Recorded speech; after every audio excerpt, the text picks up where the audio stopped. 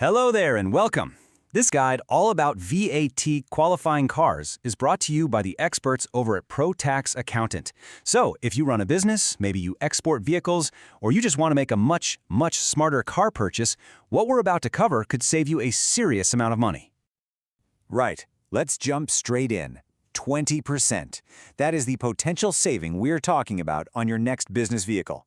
Now, on a high-value car, that's not just a small discount, is it? That is a huge chunk of cash you could be putting right back into your business.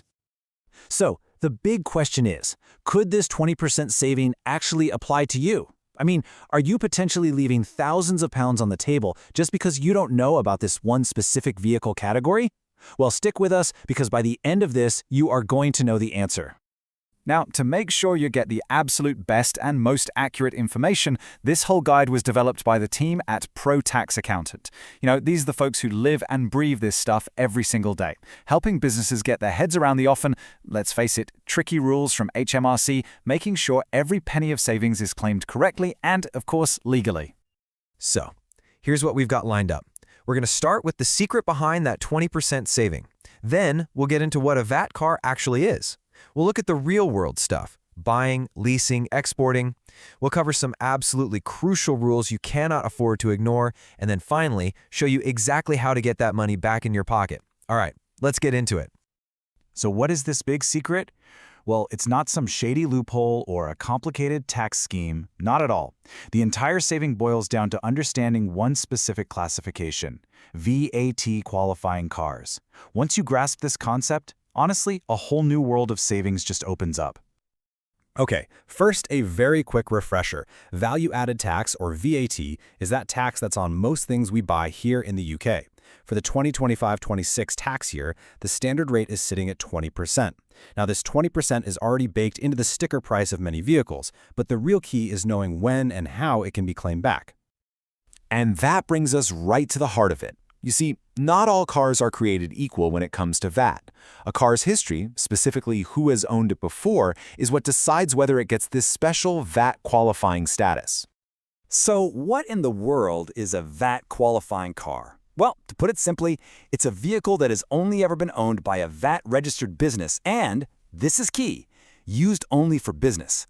It's this unbroken chain of business ownership that keeps the VAT element alive, basically, allowing the next VAT-registered buyer to come along and reclaim it. Let's really break that down. With a qualifying car, you can get the VAT back. With a non-qualifying one, you can't. The massive difference is private ownership. The second a car is registered to a private individual, boom, it becomes non-qualifying. And here is the absolutely crucial part. Once a car loses that VAT qualifying status, it's gone for good. It can never, ever be reversed. And you might be surprised at just how many vehicles can actually fall into this category. I mean, of course, all brand new cars start their life as VAT qualifying. But so do tons of used cars, those demonstrator models from dealerships, ex-lease vehicles, and pretty much all commercial vans and trucks. And yep, the exact same rules apply to electric cars. There's no special treatment there. Okay, that's all the theory. But how does this actually work in the real world? Let's walk through some practical situations, like buying for your UK business, leasing a vehicle, or even exporting one overseas. This simple chart just shows the real financial firepower of finding a VAT qualifying car. Let's picture Maria, a VAT-registered architect based in Manchester. She finds the perfect car for her business, and it's advertised at £60,000. Because it's VAT qualifying, that price includes £10,000 of VAT.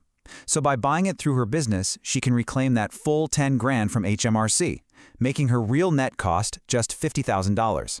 That's an incredible savings right off the bat. The same logic works for exporting, and with leasing, you can reclaim the VAT on your monthly payments. Now, for international buyers, this is a total game changer. It makes the UK car market way more attractive. The process is pretty straightforward. You find a qualifying car, you work with a specialist exporter who knows how to handle the transaction, you give them the paperwork to prove the car has left the UK, and just like that, you've bought the car without that 20% VAT.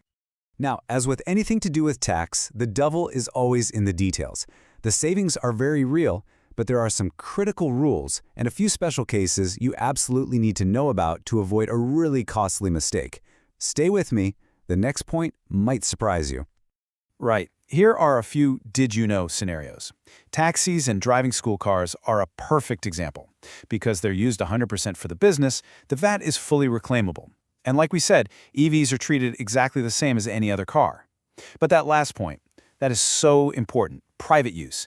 If you use a company car for personal trips, you have to split the VAT. You can only reclaim the bit that relates to genuine business journeys. That's not all. Here's where most people go wrong. Listen to this. This is a direct warning from the experts, and it is probably the single most important thing to remember. If you pay the full price, including VAT, to a dealer who isn't set up to handle this process correctly, that VAT can be lost forever. You can't just pay it and then try to claim it back from HMRC yourself later. The deal has to be structured correctly from the very beginning. So here's your pro tip to make sure that never happens to you. Before any money changes hands, even a deposit, ask 2 simple questions. First, can you confirm this vehicle is definitely VAT qualifying?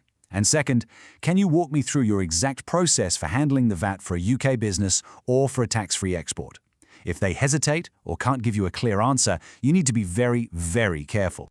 So, you found the right car from the right seller. Brilliant. Now let's look at the next step, which is getting that money back into your bank account correctly and, of course, staying on the right side of HMRC. And this brilliantly illustrates the path to reclaiming your VAT as a UK business. After you verified the car's status, you must get a proper VAT invoice. This is non-negotiable. It needs to show their VAT number and the exact amount of VAT you paid. Then you just record this in your books, include it as input VAT on your next VAT return, and, super important, keep all that paperwork safe for at least 6 years. You know, meticulous record keeping is your absolute best friend here. HMRC will expect to see all of this if they ever ask. The VAT invoice is the star of the show, but so are purchase receipts and the V5C logbook. If you're exporting, you need that official proof it's left the country. And if there's any private use, like we discussed, you must have detailed mileage logs to back up your claim. This is the #1 question, and it's honestly where things can get a bit messy. If there is mixed use, you have to do a fair and reasonable calculation of the business use percentage.